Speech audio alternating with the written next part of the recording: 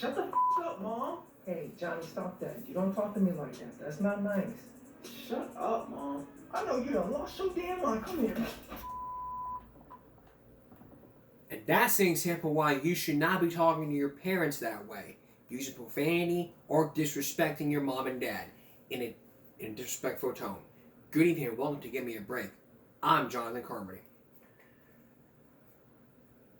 I would never, ever disrespect my parents in any way, shape, or form. If you saw in that first clip, that's the right way to do it. In that second clip, in that second incident, that's what you should never do. If you see that happening, you calmly tell them, that's not nice. You don't talk to me that way. That's exactly right. You shouldn't be talking to your mom and dad like that. But other parents back then is like, I'm going to get the bill.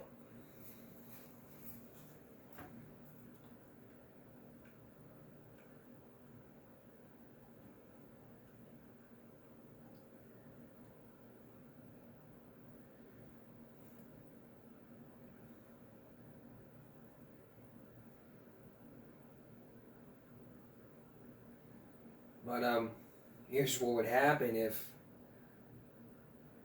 you got punished.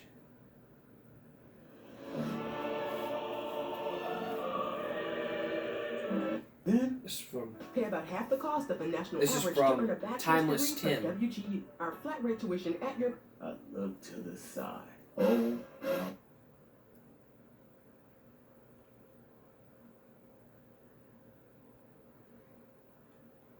I have something to say. What is it, son? Well, I kind of burnt the backyard. What? So my dad rushes outside, looks at the damage. What the I knew. Oh, done.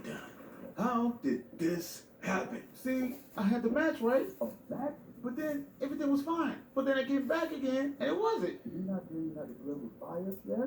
Now I'm about to fire that ass off. Now my dad hated. So hot, the man's out of words. Well, remember, I confessed, right? And surely my parents would take it easy on me. So my dad takes a deep breath, looks deep into my eyes, go to your room. Now, so I get to my room all while my pops sat there and contemplated on how to food me up. So 1 hour goes by. I listen closely, but nothing happens. So, pops hasn't moved. Oh, this is bad. Then 2 hours go by. Still, not a word.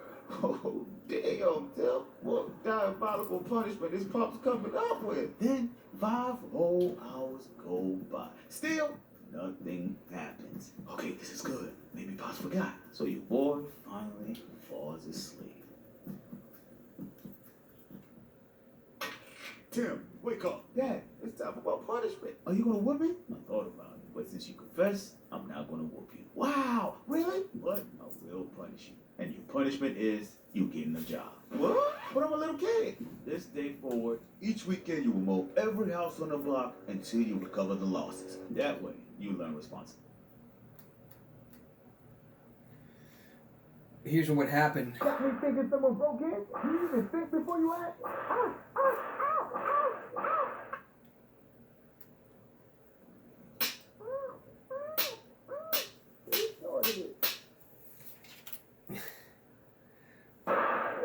Boy, get your butt up. You got this house looking like a mess. Boy, get your butt up. That's why you don't whoop your kids. 'Cause it confuses the child and teaches them nothing. Try the double Sonic Smasher and at half price drink in the app. Live free, eat Sonic.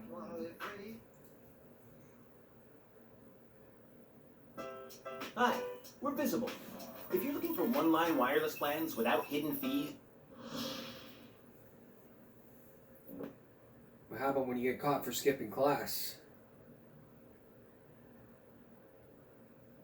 So fast forward, I finish ISS, and my dad pulls up. So I get in the car, and my dad was like, "So how was your day today?" "Great, Dad. You should have seen it. I'm a genius." "Oh, really? Well, I just finished talking to Miss Karen about your project." "Damn. I think you know how this story ends."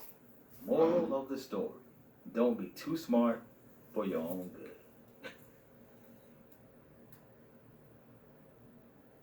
If that would happen, you'd probably call Child Protective Services. Tim, I'm not playing with you. Please pick up. Hello, Child Protective Service. This is Lauren. How can I help you?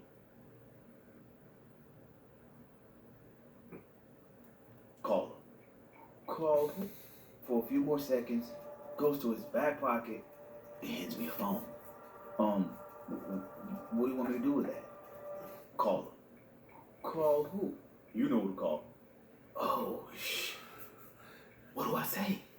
Do I tell him I was on the plane? Nah. And if you want to call Child Protective Services to your parents because they whooped you, you gotta prove that they've seen the bruises. If there was no bruises, then you'd probably be okay. But if there wasn't any bruises, you're probably playing around. But the thing is, if your parents beat you because of something else, because of, you know what I'm talking about, don't ever spank your kids, like we talked about last time, because it confuses the child and it teaches them nothing. That's exactly what I mean. We first talked about spanking years ago, and now you don't ever spank your kids, ever. Proper timeouts or learn different parenting techniques. It'll work. You just got to keep doing it. That's the bottom line. Next, a Project Baltimore story we first reported on. A child gets accused of rape, gets sent on probation for a year, and now he's back off. What would convince a judge to do so? Well, he's not talking, but is he going to talk right now? We'll find out when we come back. Please stay with us. As a citizen of this country, and as a citizen of Baltimore, would you have the right to have your questions answered? Well, the answer is yes, you should.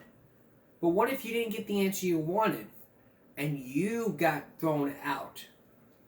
Well, that's exactly what happened. If you tune into this broadcast, we started investigating the Baltimore City School District as they faced a bunch of scandals, from grade tampering to ghost students to even a student who was accused of rape being sent on probation for a year, then got taken off probation because of one judge.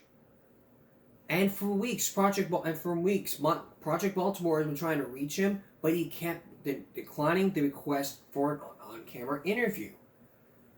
Now the story's back. Is he going to speak out? Or if so, is there going to be a new law that prohibits the people from taking kids off probation because of sex offender registry? Remember, rape is rape. Statutory rape in every 50 states is rape. There is no if, there is no and, there's no but excuse about it. I watch a lot of Dr. Phil, and believe me, he knows what he's talking about. So is this judge going to confess or keep hiding? Here's Chris Papps. Project Baltimore returned to the Baltimore City Juvenile Justice Center as we continue to try to get answers from Circuit Court Judge Charles Bloomquist regarding public safety. But this time, when we walked into this public building, the reaction we received was very different. Okay, so we went in. The last time we were here, we were told that it's a public building and we're allowed inside. This time we went in and we were told it's still a public building, but we were escorted out and we were given an address on North Calvert Street and a Major Giles that we are to speak with concerning what's happening and why we were not allowed inside of a public building. So we're going to go there now. 100 North Calvert Street, room 104. A teenage sex offender is now allowed to return to school. Project Baltimore first broke the news in January that Judge Bloomquist went against the advice from the state's attorney's office and ended probation for a juvenile sex offender who had pleaded to multiple sex offenses, including second-degree rape of a 3-year-old. That decision by the judge removed the teen from the juvenile sex offender registry, allowing him to return to school in person. For the past year, the teen has been learning virtually. Many feel Judge Bloomquist's decision jeopardizes school safety. But so far, the judge, who was elected in 2022, has refused to speak with us. 100 North Calvert Street, where we were sent, is Baltimore City Circuit Court. Major Spencer Giles is the security chief. When we walked into the courthouse, we thought Major Giles was going to speak with us. We were wrong. All right. So we were asked to come here by the officer at Juvenile Justice Center to talk to Major Giles. We found him, but he said he has no comment, and he's not going to explain to us why we were not allowed inside the Juvenile Justice Center. So we're going to go back to the Juvenile Justice Center and see if someone there can explain to us why we are not allowed, as members of the public, as members of the media, to be inside of a public building. As Project Baltimore tried to track down Judge Bloomquist, lawmakers in Annapolis were debating legislation that would help ensure what Fox 45 exposed does not happen again. Do you guys think that a youth who's raped a 3-year-old should be put back into public school? This is really hard. I know, it's hard for everybody, but it's really okay for you to say, I wouldn't want my daughter or my son to be in a classroom with someone who raped a baby. In response to Fox 45's reporting, Delegate Mike Griffith of Harford and Cecil counties introduced House Bill 952. In adding this change, the safety of all students and children can be considered and kept at the forefront of all decisions. Currently, juveniles on the Juvenile Sex Offender Registry are barred from in-person school learning. But when probation ends, the juvenile is removed from the registry. HB 952 mandates that juvenile sex offenders remain on the juvenile registry until probation is terminated or the juvenile turns 18 years old, whichever occurs later.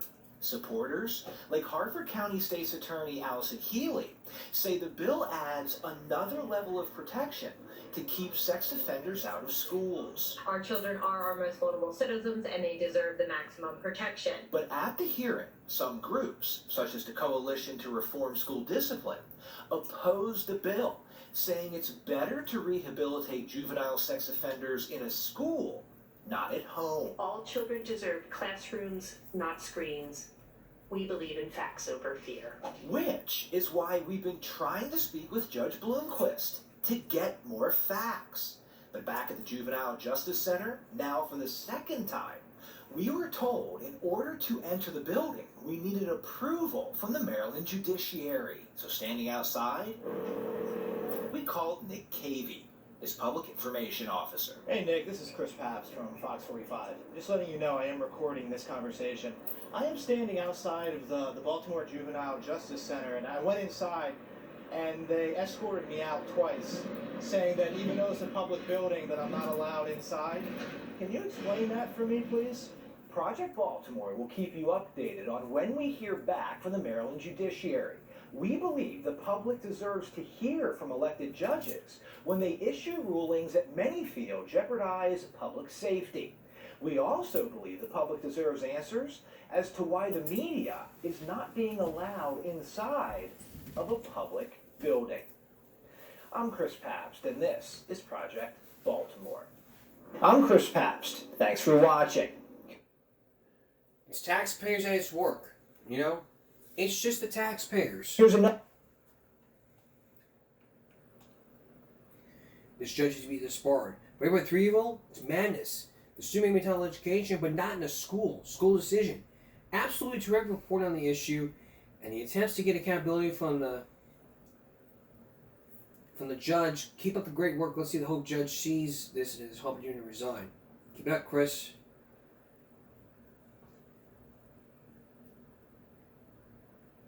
The judge should be removed. Yes, I think he does need to be removed. Rape is rape. Why would a juvenile be allowed to be in remote learning and yet a year later decide, well, he learned his lesson, let's think about the sex offender registry list? No! Have you not seen the 50 states? Statutory rape in any of the 50 states. This is why we know the educational system is fucked. Because of all the scandals going on. All the bullying. All the teacher-student sex scandals. This is why we know how fucked up our education system is. Because nobody gives a fucking shit. Nobody in the Maryland public school system would give 2 shits if a 3-year-old were to be raped by a 15-year-old. Nobody would give a shit. You try and tell them that, I mean, it's like telling parents, it's like, well, they don't fucking care. I mean, there's people in Maryland who have to bitch at that judge for his decision. I mean, I shouldn't want to go over and virtual bitch at him for making an outrageous decision. You know what? Even better. This joke. This would be a freaking. You know what? Your imbecility being what it is, I should have known to say, Jesse, don't leave the keys in the ignition the entire 2 days. I wanted to leave them on the counter, bitch. That's what I want to be. I want Jesse to be saying. It'd be like, bitch. Like I said before, the only person you can call a female. Like I said before, the only person you can call a bitch is a female dog. That's it. It's the only time you can call someone a bitch is your female dog or someone you want to bitch at. Not your wife. Don't ever call your wife the B word or your girlfriend. Just use complain.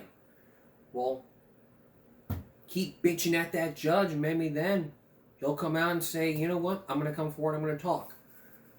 But this is why we know our educational system is fucked.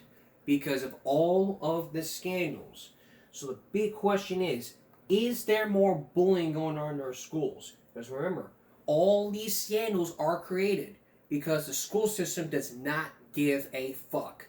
When we come back, we'll see if there's any more bullying. And still ahead, Dr. Jeffrey Wigand, in his very first interview back in 1996, ever since we focused on the tobacco industry, now back in 96, he spoke out to 60 Minutes. What's his take on nicotine being an addictive drug after years later, and is nicotine really an addictive drug? Please stay with us.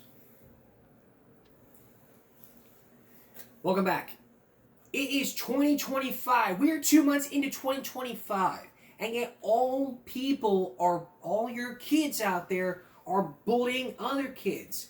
And like I've been talking about, you should not be bullying your other kids. You shouldn't be doing that. I get it, all the bullies' parents. Your parents there who raise the kids that bully all the other kids. You want to defend them, but you may want to take another look at your child, because I know there is another side of your child. There could be some good in your child, but trust me, there is another side that you probably don't know until it's too late. In Rockford,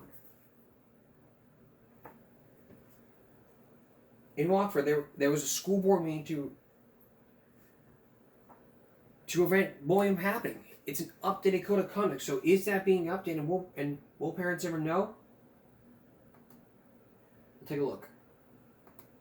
At the end of the day, we want everybody to understand how their behavior affects others. Rockford Public Schools District 205 are called on by many to increase stricter disciplinary action when it comes to bullying. This following the death of 11-year-old Jalea Thompson, whose family says took her own life due to being bullied at school. Stop the bullying. Currently, when students are bullied, they can submit interventions through a site called Panorama. Director of Student Support with the district, David Graffi, thinks this strategy is beneficial. Anybody who interacts with that student at the school, whether that be a classroom teacher, a support staff personnel, can look at what interventions that student has. That helps us get multiple sets of eyes on a student and be able to meet them where their needs are. The district staff wants improvements and updates made for the upcoming school year. One new part of the conduct is victim impact statements. I know these types of statements are also common in court cases and those kind of things to have a victim impact, and so we thought that this would be a useful tool to help facilitate those conversations. The president of the NCAACP at Rockford Branch releasing a statement tonight saying this is not a tragedy, it is a failure. This is more than a wake-up call, it is a demand for action. Schools must be a safe haven, not a battleground where children suffer in silence. The code of conduct will be altered and changed before the full board votes on it. Board member Nicole Bennett wants it to include a procedure where students can have adults walk them to class if they don't feel safe. I wondered if, since it's an intervention that could potentially be used to ensure safety of a student, so me to feel safe in a situation need to be escorted, it could be an intervention in addition to corrective. So I didn't know if that could be continued to be added back. After hearing your comments there, I could see how that would be beneficial from the victim standpoint too, making them feel like they have a safe person that can, walk with them through the school. The NAACP of Rockford continues to call on RPS to implement a zero tolerance for bullying, expanded mental health support, accountability, and community action. The full board will meet to discuss the final code of conduct on March 18th. Wendell? Bring it, thank you. That's exactly right. That's exactly what needs to happen. Walk with the child. You have a situation, they have a solution. And I applaud the school board member for coming up with a solution. Yay! Yay! Now, I'm not being sarcastic. What I'm saying with that applause is, that's a great idea. Why couldn't that be thought of years ago? That's a great idea. No. That's not good. That's not great. That is a spectacular idea. Walk with the child in class. That way they wouldn't be picked on or being shoved in a locker. Why couldn't it be thought of years ago? I'll tell you why. Because one school board, years ago, this was on 2020, back in 1997, we first showed you this, and on next week's Second Look, it's all about bullying. That's this Saturday.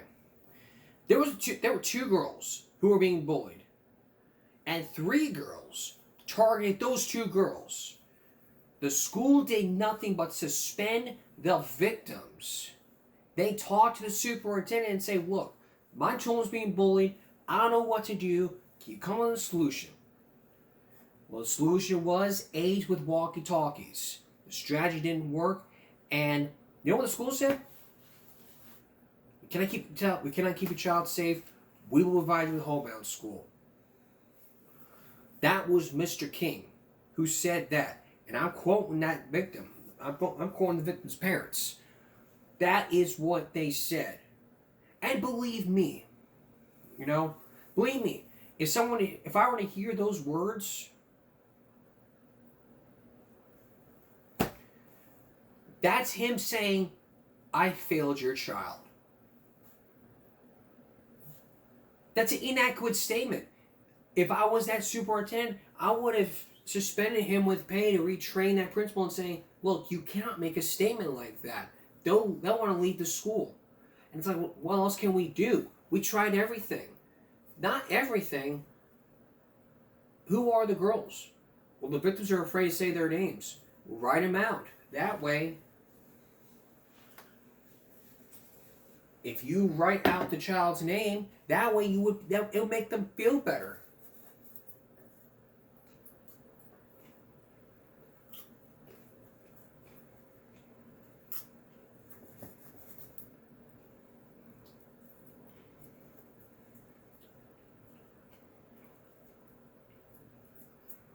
You wouldn't be calling them salty and delicious, like this bowl of popcorn.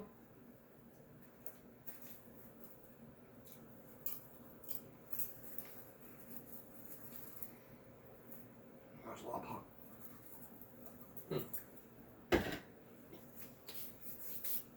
The only thing you need to understand here is this.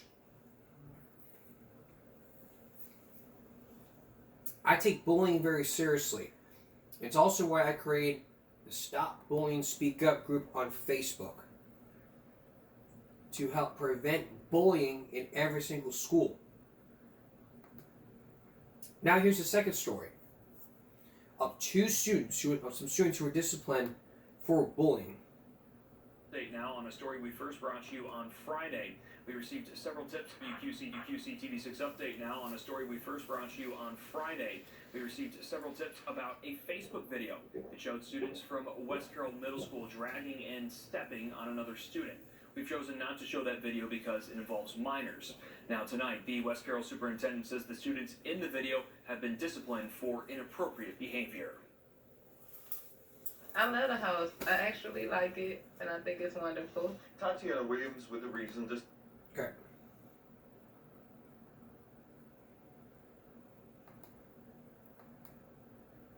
That wasn't it. Alright. Now here's another racial bullying.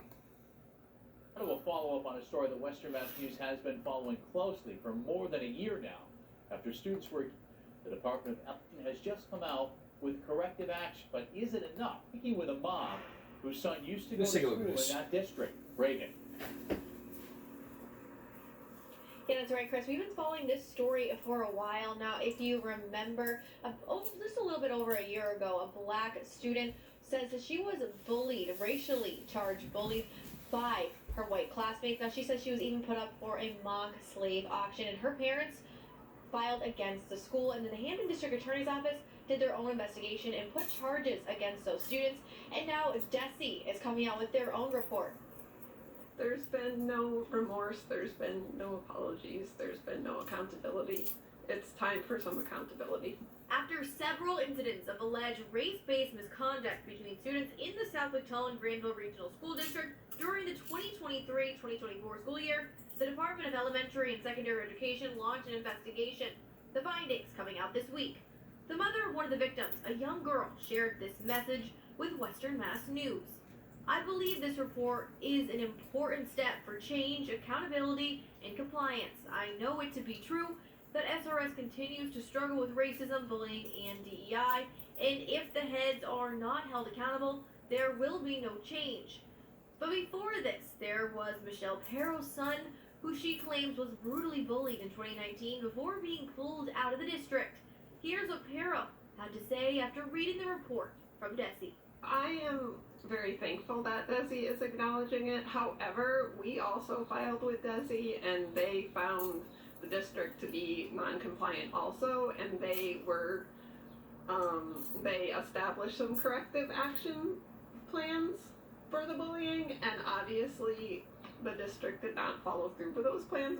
The district declined our request for an interview but provided us a statement which reads in part, we acknowledge the findings from the Massachusetts Department of Elementary and Secondary Education, who conducted a thorough investigation into how the district responded to the racial complaints during the 2023-2024 school year. The STGRSD has complied with the corrective actions ordered by DESE. There are 4 corrective actions, all of which are due by April 4th, 2025. They include 1. Removing a certain wording, making it clear that parents must be contacted following any report, not just ones deemed viable. 2. Revising the district's bullying prevention and intervention plan and anti-bullying policy and procedures by aligning the number of days to complete the investigation. 3. Provide a memorandum to all staff of the changes. And 4. Provide a copy of the memorandum sent to all school-based administrators outlining the procedures for conducting investigations into reports of racial harassment under Title VI. The guidance must explain how staff should proceed when a matter includes bullying as defined by state law and may constitute a civil rights violation under Title VI. And although she's hopeful there will be change in Southwick, Perro says she won't stop advocating for the Southwick students, especially while the current administration stays in charge of the district. I will continue to fight for these students in Southwick.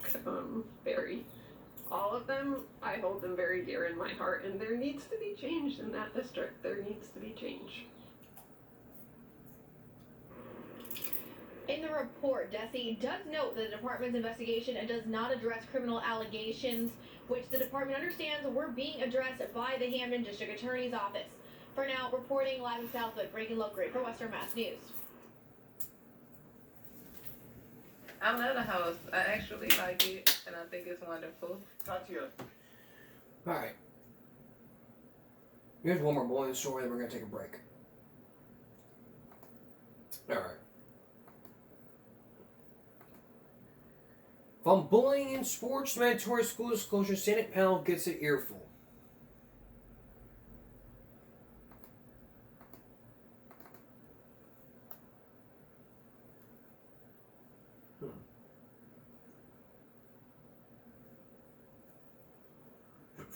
Well, this was a video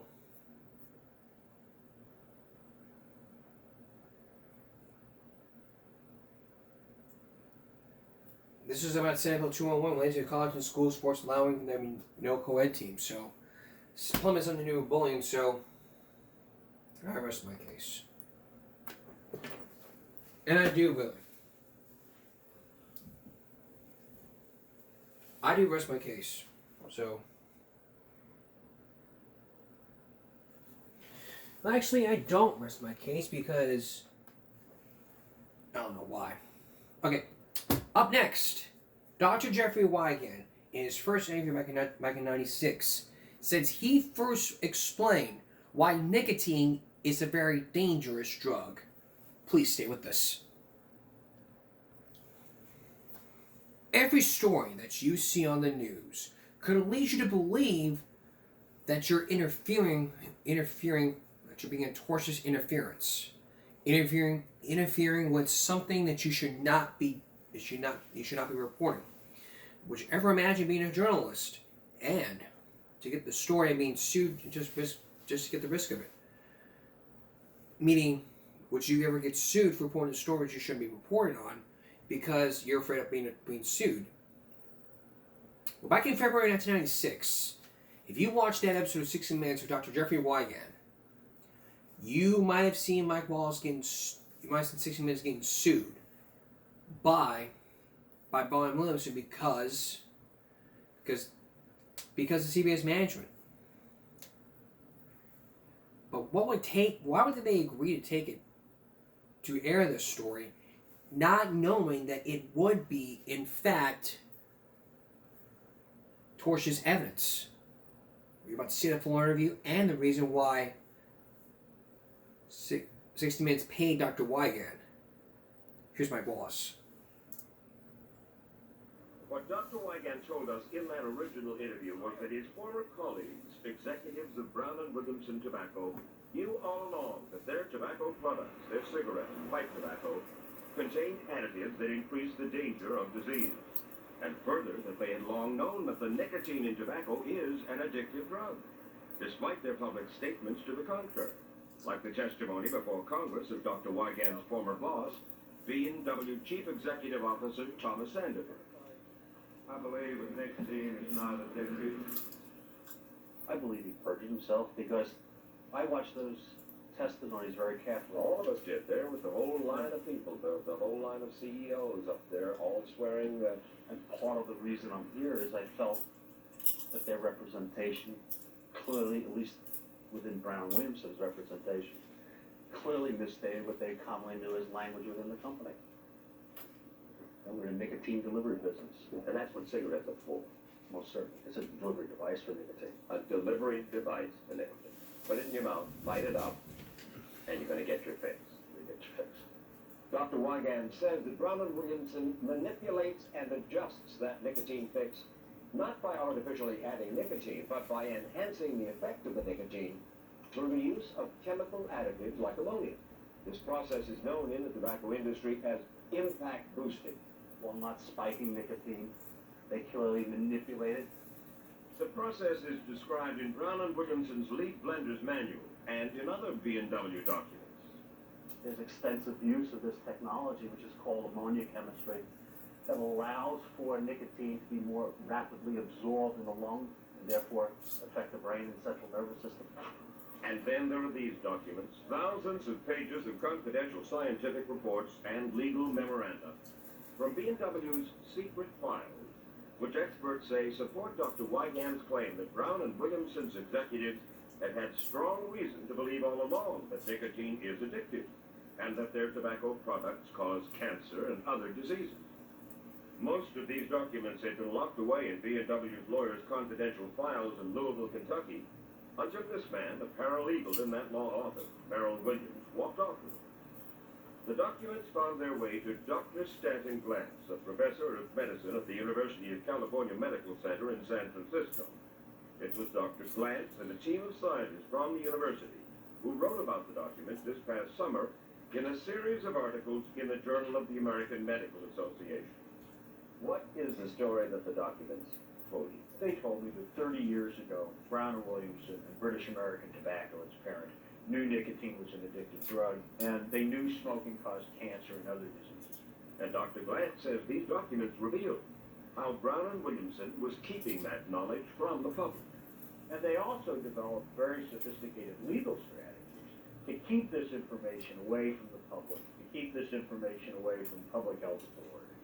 Dr. Wiegand said that a cigarette is basically a nicotine delivery instrument. That's what it's really all about. Yes, absolutely. In the documents, they say that over and over and over again. And finding a way to deliver that nicotine to the smoker's brain without exposing smokers to disease-causing pollutants like tar that come with tobacco smoke is one reason, says Dr. Wiegand, that he was hired by B&W on January 1st, 1989. They were looking to reduce the hazards within cigarette, reduce the carcinogenic components or listed carcinogens that were within the tobacco products. They talked about carcinogens too. They talked about carcinogens. They talked about cancer and heart disease and emphysema and all of those things. They were going to work toward making a safer cigarette. You must have been very excited. I was enthusiastic and energetic in terms of pursuing that. Dr. Jeffrey Wiegand, with a doctorate in biochemistry, had spent nearly 20 years working in the healthcare and biotechnology industries. He says his goal at B&W was to make a cigarette that would be less likely to cause disease. People will continue to smoke no matter what kind of regulations. If you can provide for those who are smoking, who need to smoke, something that produces less risk for them, I thought I was going to be making a difference. Brown & Williamson made Jeff Wiegand vice president for R&D, paying him more than $300,000 a year in salary and perks.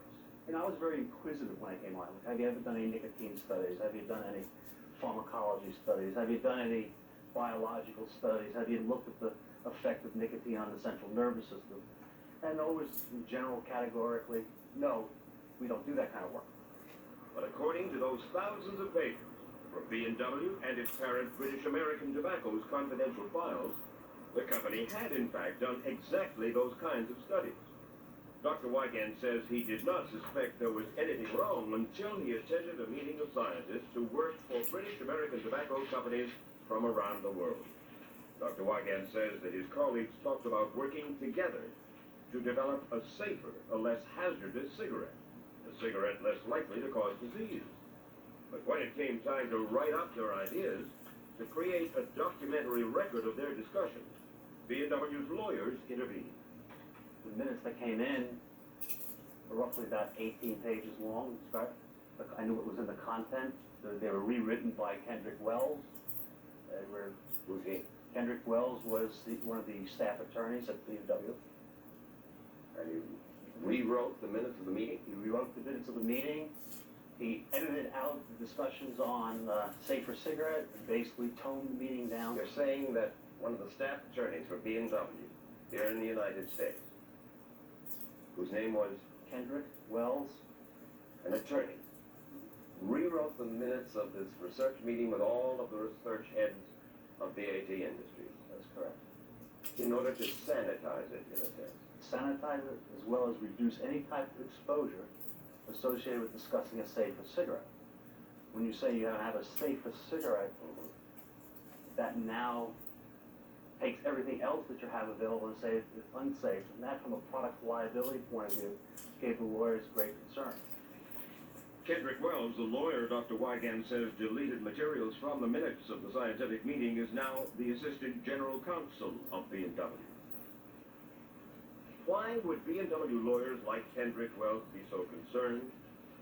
According to B&W's own confidential files, any evidence, any documents that show any B&W tobacco product, like Cools or Viceroys, might be unsafe, those documents would have to be produced in court as part of any lawsuit filed by a smoker or his surviving family. And according to the lawyers, those documents could be disastrous for B&W. So the lawyers took over. The lawyers intervened, and then they purged documents. Every time there was reference to the word less hazardous or safer. But Dr. Wiegand says the lawyers' interference, their editing and review of his reports, did not stop him. I started asking more probing questions, and I started digging deeper and deeper. As I dug deeper and deeper, I started getting a bodyguard. Bodyguard. I went to a meeting. I now was accompanied by a lawyer. My bodyguard was Kendrick Wells. Frustrated by the lawyer's intervention and presence at major scientific meetings, Dr. Wiegand says he took his complaints to Thomas Sandifer, then the president of B&W. What'd he say? I don't want to hear any more discussion about a safer cigarette. And he says Thomas Sandifer went on to tell him, We pursue a safer cigarette, it would put us at extreme exposure with every other product. I don't want to hear about it anymore. all the people who were dying from cigarettes. Essentially, yes. Cancer, heart disease, things of that nature. Lawyers representing B&W and Thomas Sandifer have said that all this, as well as other accounts of conversations with Thomas Sandifer, are absolutely false. We asked Dr. Wigand what his reaction was to what he says was Sandifer's decision to abandon the safer cigarette. I would say I got angry. He was your boss. I bit my tongue. I had just transitioned from one company to another. I was paid well, was comfortable, and for me to do anything precipitous would put my family at risk. You were happy to take down the $300,000 a year. I essentially, took the money. I did my job. So Dr. Wigand abandoned his idea of trying to develop a new and safer cigarette. He turned his attention to investigating the additives, the flavorings, the other compounds in B&W tobacco products. Many, like glycerol, which is used to keep the tobacco in cigarettes moist, are normally harmless. But when glycerol is burned in a cigarette, its chemistry changes. Glycerol, when it's burnt, forms a very specific substance called acrolein. According to the American Council on Science and Health, acrolein, or acrolein, is extremely irritating and has been shown to interfere with the normal clearing of the lungs. Recent research shows that acrolein acts like a carcinogen, though not yet classified as such. And Dr. Wigand says that B&W continues to add glycerol to their product. But it was another additive that Dr. Wigand says led to the end of his career at B&W. The straw that broke the camel's back for me and really put me in trouble with Sandifer was a compound called coumarin. Coumarin is a flavoring that provides a sweet taste to tobacco products, but is known to cause tumors in the livers of mice. It was removed from B&W cigarettes, but according to these documents, B&W continued to use it in its Sir Walter Raleigh aromatic pipe tobacco until at least 1992. And when I came on board B&W, they had tried to transition from coumarin to another similar flavor that would give the same taste, and it was unsuccessful. Dr. Wigand says the news about coumarin and cancer got worse. This report by independent researchers, part of a national toxic safety program, presented evidence that coumarin is a carcinogen that causes various cancers. I wanted it out immediately, and I was told that it would affect sales, and I was to mind my own business. And I constructed a memo to Mr. Sandifer indicating that I could not in conscience continue with coumarin, a product that we now know have documentation that is lung-specific carcinogen. Sent the document forward to Sandifer. I sent the document forward to Sandifer. I was told that we would continue working on a substitute, and we weren't going to remove it because it would impact sales, and that was his decision. In other words, what you're charging Sandifer with, and Brown and Williamson with, is ignoring health considerations consciously. Well, certainly. After his confrontation over coumarin, Dr. Wigand says he was not surprised when on March the 24th, 1993, Thomas Sandifer, newly promoted to Chief Executive Officer, CEO of B&W, had him fired. And the reason for firing that he gave him? Poor communication skills, just not cutting it, poor performance. When Dr. Wigand, who has a wife and 2 young daughters, was fired by Brown and Williamson Tobacco, his contract provided severance pay and critical health benefits for his family. Critical because one of his children requires expensive daily health care. Several months after he was fired, B&W decided to sue their former head of R&D, and they cut off his severance and those vital health benefits. They said I violated my confidentiality agreement by discussing my severance package. Lucretia Wigand says that the firing and B&W's suspension of benefits was devastating. We almost lost our family at the beginning. Jeff and I almost separated. Why? Because he was under so much stress and so much pressure that it was something that we needed help dealing with. We went to counseling and we worked through it. And this was, you think, triggered by the business with B&W? Yeah, I know. B&W settled that lawsuit we mentioned and reinstated those critical health benefits only after Dr. Wygand agreed to sign a new, stricter, lifelong confidentiality agreement. Nonetheless, word of Dr. Wygand's battles with Brown and Williamson attracted attention in Washington, where in the spring of 1994, Democratic Congress and the FDA, the Food and Drug Administration, were investigating the tobacco industry. Dr. Wygand was contacted by their investigators, and after notifying Brown and Williamson, he talked with those investigators. Shortly afterward, he was stunned by a couple of anonymous telephone calls. And in April 1994, 2 separate occasions, I had life threats on my kid. What? We had life threats on my kid. Dr. Wygand told us he doesn't know where they came from, but that, understandably, they frightened him. He described the threats by referring to his diary. A male voice that was on the phone that said, "Don't mess with tobacco anymore. How are your kids?" Then on April 28th, around 3 o'clock in the afternoon, relative to the same voice says, "Leave tobacco alone or else you'll find your kids hurt. They're pretty girls now." So, I got scared. I started carrying a gun. Started carrying a handgun. Someone called and threatened to kill him and to hurt the family if he messed with the tobacco industry. That was last August. But now there's more to the Jeffrey Wygand story that meets the eye. We'll hear that side of the story when we return. Please stay with us. Back to our story. You've heard Jeffrey Wygand talk about all the ingredients of nicotine. You've heard about him talking about death threats. You've heard him talking about their divorce. You've heard about what he said happened when he broke his confidentiality agreement when he got fired. Now there's more to the story that meets the eye. The U.S. Justice Department investigation and the campaign to legally silence him. But will that go through? There's more to the Wygand story that meets the eye that involves 60 Minutes paying him for research. Once again, here's Mike Wallace. They're trying to do what they can to paint you as irresponsible, a liar.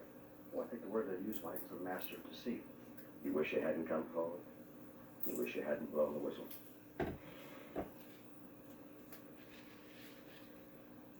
There are times I wish I hadn't done it, but there are times that I feel compelled to do it.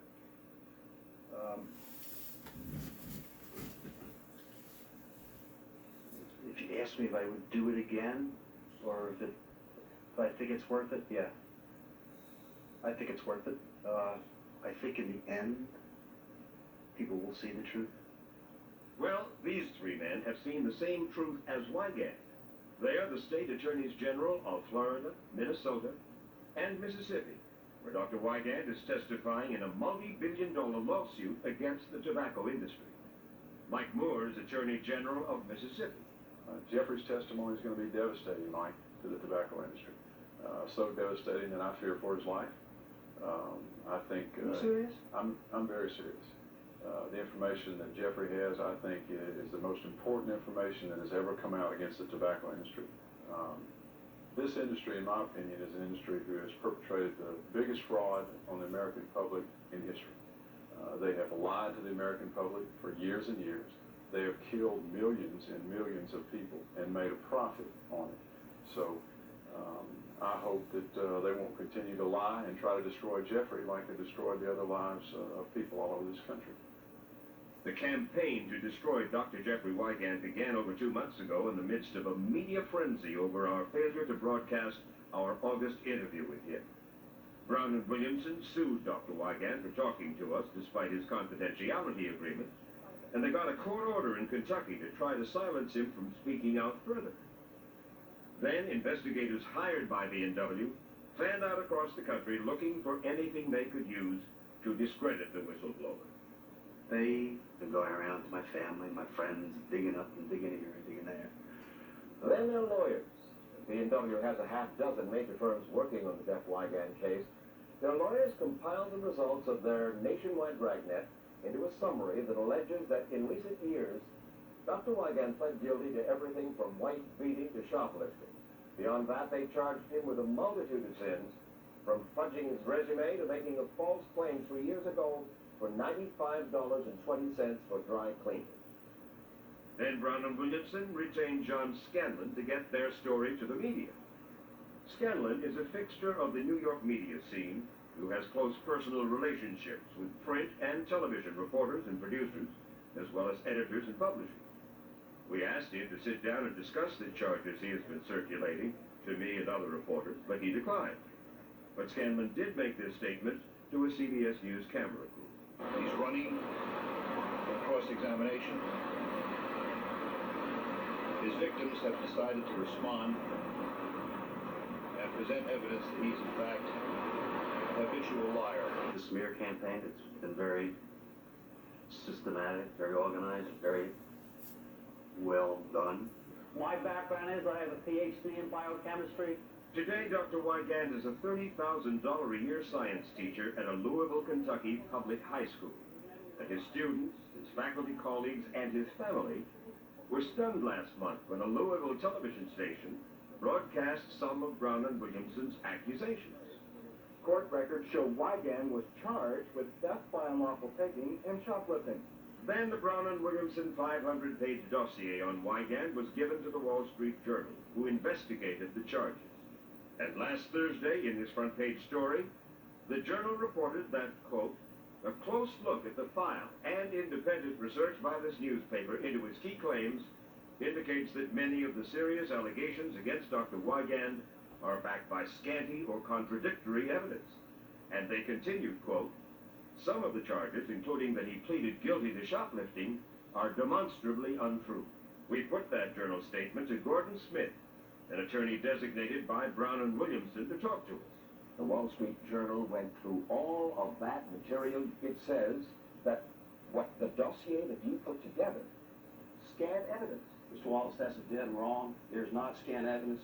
The Wall Street Journal did not go over these scores, literally scores of untruths told by Jeff Wigand that we showed to them. And Gordon Smith went on at some length to say that Wigand's life, quote, is a pattern of lies.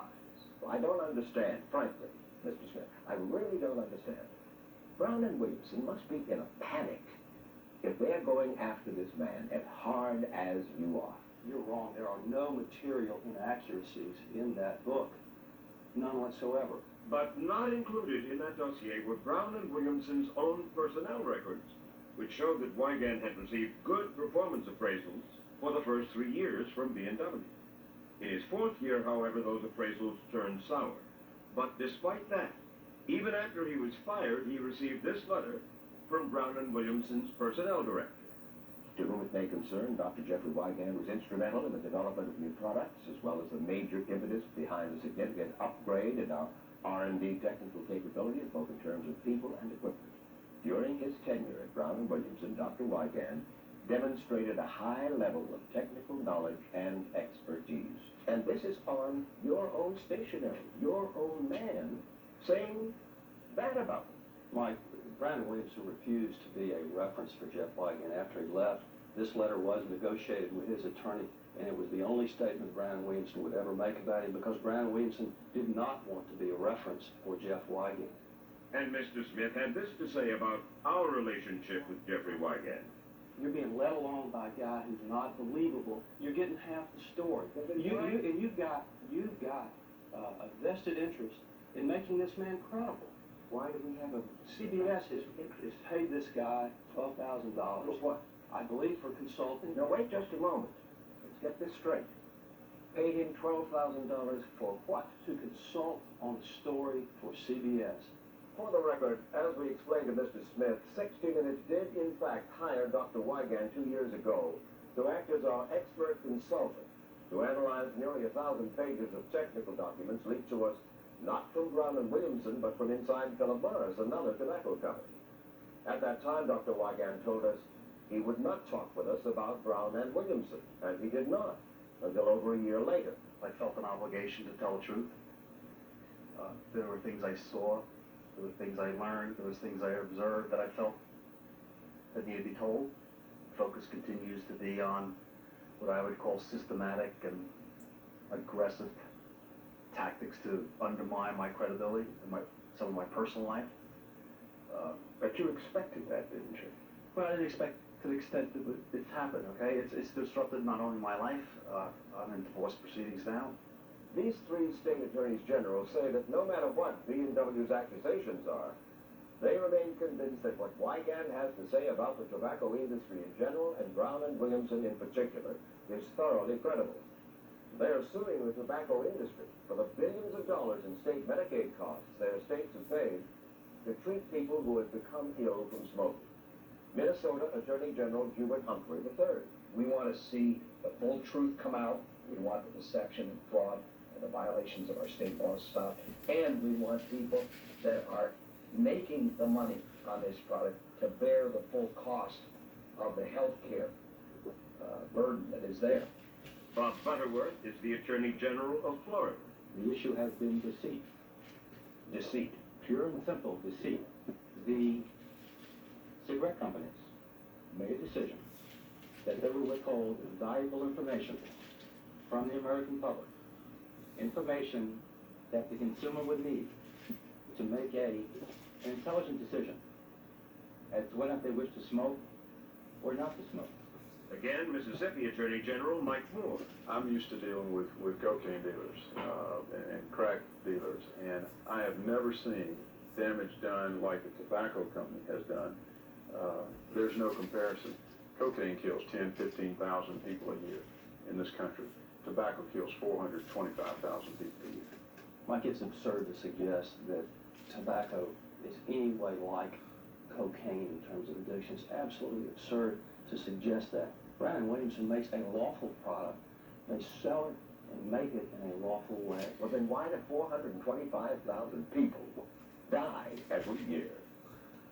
According to all medical and scientific evaluations, die of smoking cigarettes. Why? Like 50 million people choose to use tobacco and smoke.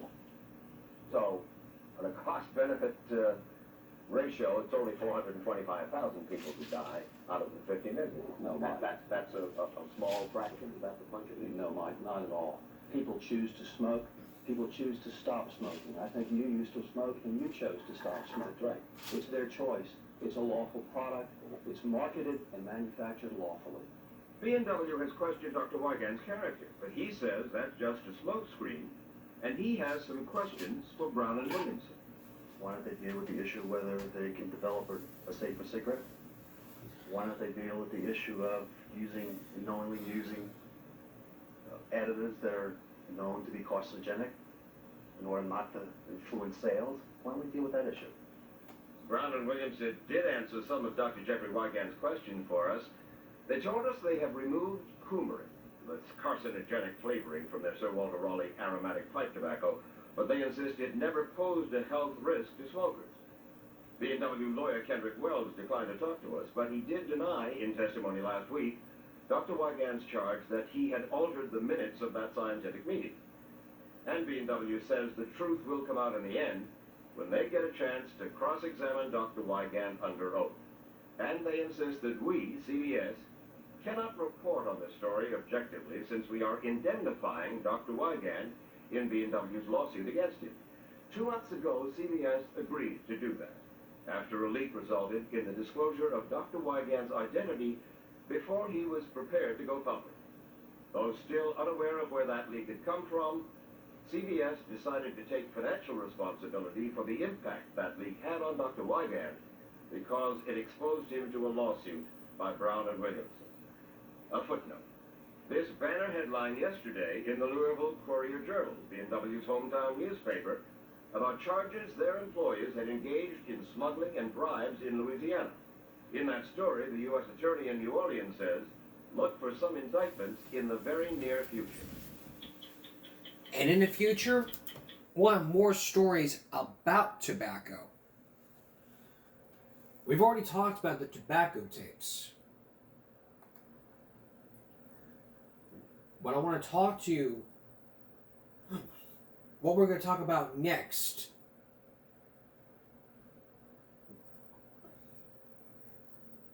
is EPA Commissioner David Kessler. Then we're also going to talk about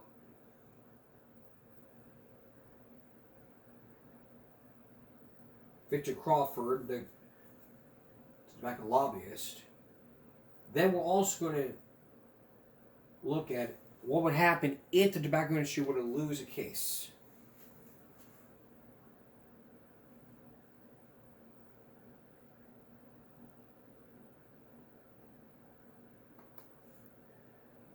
But here's a preview.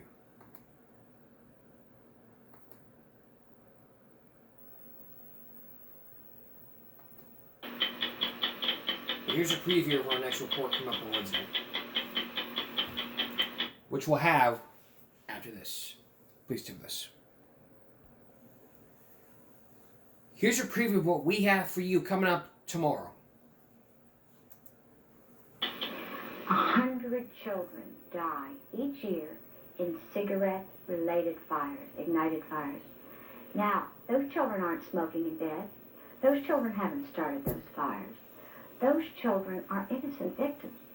And by not regulating the cigarette companies to produce a fire-safe cigarette, we're burning up our kids in their Dr. Dentons.